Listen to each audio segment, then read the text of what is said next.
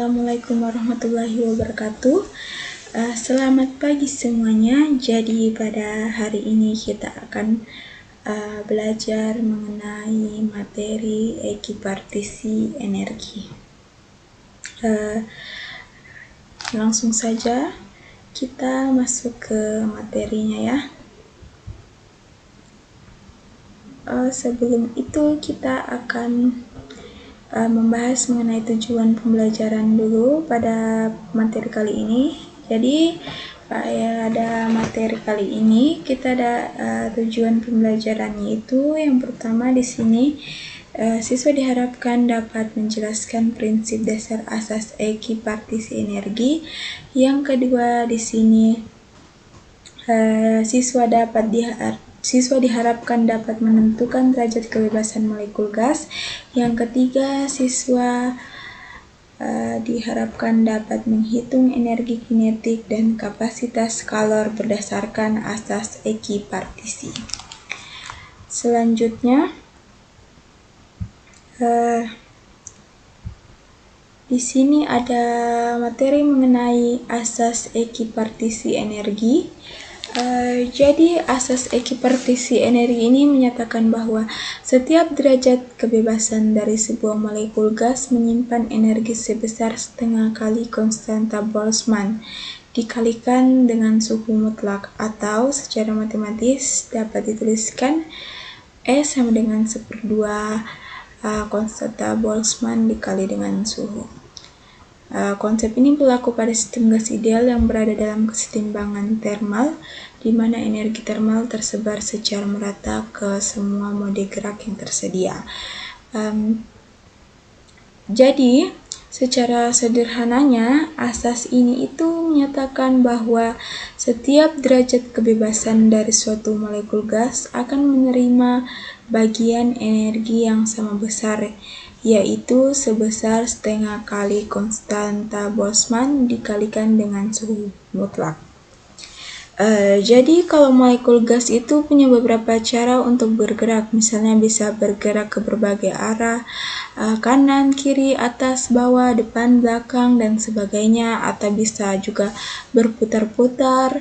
Jadi setiap cara gerak itu akan diberi energi yang sama. Prinsip ini berlaku di gas ideal yang dalam keadaan setimbang termal. Jadi artinya itu distribusi energinya itu sudah merata. Terus kita masuk ke bagian pembahasan kedua, yaitu mengenai derajat kebebasan molekul gas. Jadi apa sih itu derajat kebebasan molekul gas? Jadi derajat kebebasan itu merujuk pada jumlah cara suatu molekul gas dapat menyimpan energi. Jadi baik melalui gerak translasi, rotasi atau berputar maupun vibrasi. Jadi di sini setiap jenis gas itu berbeda-beda derajat kebebasan translasinya. Misalnya ada gas monoatomik yang seperti helium, terus ada gas diatomik seperti oksigen, terus ada gas poliatomik seperti karbon dioksida. Itu tuh memiliki derajat kebebasan molekul gas yang berbeda-beda. Di mana yang pertama itu ada gas monoatomik seperti helium. Dia itu memiliki 3 derajat kebebasan translasi karena hanya bisa bergerak lurus 3 arah, yaitu ke kanan maupun ke kiri, ke atas maupun ke bawah, dan ke depan maupun ke belakang. Jadi jumlah derajat kebebasannya itu ada 3. Terus ada gas diatomik seperti oksigen itu memiliki 5 derajat kebebasan karena dia terdiri atas 3 translasi seperti tadi gas monoatomik, yaitu ke atas bawah, depan belakang, kiri kanan, dan 2 rotasi atau dia itu bisa berputar di 2 arah. Jadi total derajat kebebasannya itu ada 5. Terus yang ketiga itu kan ada gas poliatomik. Di sini itu dia memiliki 6 derajat kebebasan. Jadi contoh gas poliatomik itu karbon dioksida yang mencakup 3 gerak translasi dan 3 gerak rotasi. Jadi dia itu juga bisa bergerak ke depan belakang, atas bawah, kiri kanan, dan dia itu selain memiliki 3 itu dia juga ada tambahan 3 gerak rotasi. Jadi dia memiliki 6 derajat kebebasan. Nah, jadi itu dia tergantung jenis gasnya. Terus ada energi kinetik. Di sini itu energi kinetik merupakan total suatu gas bergantung pada jumlah derajat kebebasan F. Jadi energi kinetik adalah total suatu gas bergantung pada jumlah derajat kebebasan. Untuk satu energi kinetik dirumuskan sebagai E sama dengan F/2 kT atau derajat kebebasan per 2 dikali konstanta Boltzmann dikali dengan suhu. Sedangkan untuk 1 mol gas rumusnya menjadi E sama dengan F/2 R kali T. Jadi beda itu rumus untuk molekul dan mol itu beda. Kalau molekul E sama dengan F/2 kT, kalau mol gas itu F/2 dikali RT. Jadi karena di mana R adalah konstanta gas ideal, jadi itu semakin besar nilai F, semakin besar pula energi kinetik total yang dimiliki oleh gas tersebut pada suhu tertentu.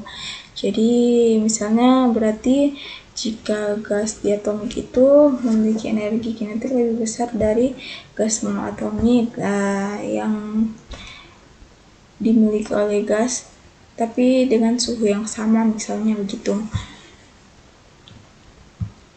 Lanjut pembahasan selanjutnya itu ada kapasitas kalor.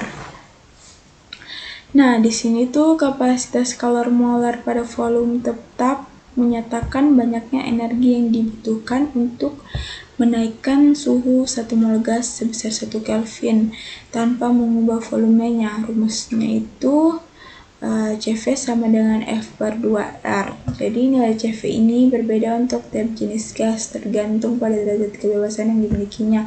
Jadi sama seperti sebelumnya bahwasanya dia itu berbeda antara gas monoatomik, diatomik maupun poliatomik. Dan semakin besar derajat kebebasannya maka semakin besar juga kapasitas kalor molar. Oke. Selanjutnya itu ada contoh soal. Nah, kita langsung ke contoh soal. Jadi yang pertama itu sebuah gas monoatomik berada dalam suatu wadah tertutup pada suhu 300 Kelvin. Jika diketahui konstanta Boltzmann K sama dengan 1,38 kali 10 pangkat -23 Joule per Kelvin, hitunglah energi rata-rata yang dimiliki oleh satu molekul gas tersebut menggunakan asas ekipartisi energi. Nah, pada soal tersebut diketahui ini suhunya itu 300 Kelvin. Terus ada konstanta Boltzmann-nya itu 1,38 kali 10 pangkat -23 Joule per Kelvin. Terus ada derajat kebebasannya karena dia merupakan gas monoatomik, berarti seperti yang tadi dijelaskan derajat kebebasannya itu ada 3. Terus yang ditanyakan di sini energi kinetik rata-rata per molekul gas. Seperti tadi yang sudah kita bahas bahwasanya untuk mencari energi rata-rata per molekul gas itu menggunakan rumus F/2 kT atau derajat kebebasan dibagi 2 dikali konstanta Boltzmann dikali dengan suhu, di mana hasil energi rata-rata per molekul gasnya itu kita bisa dapatkan 6,21 kali 10 pangkat -21 Joule. Karena kita masukkan derajat kebebasannya 3, suhunya 300 dan konstanta Boltzmann-nya itu 1,38 kali 10 pangkat -23. Selanjutnya ada contoh soal yang kedua, yaitu 2 mol gas diatomik ideal dimasukkan ke dalam bejana tertutup dan dipanaskan hingga suhu 400 Kelvin. Berdasarkan asas ekipartisi energi dengan menggunakan nilai R sama dengan 8,31 Joule per mol Kelvin, hitunglah energi kinetik total yang dimiliki oleh gas tersebut. Jadi di sini yang disuruh cari itu energi kinetik total yang dimiliki oleh gas. Nah, di sini kan sudah pada soal dijelaskan ada 2 mol gas, berarti jumlah molnya itu ada 2.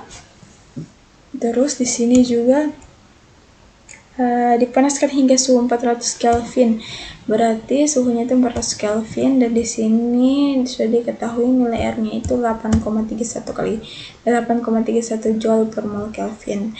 Terus yang ditanyakan itu energi kinetik total seluruh gas. Nah, karena di sini diketahui ada jumlah molnya, jadi kita menggunakan rumus F/2 dikali N kali R kali T. Ini tadi juga sudah kita bahas di awal. Di mana F-nya, kenapa F-nya 5? Karena ini merupakan gas diatomik yang memiliki derajat kebebasan 5. Jadi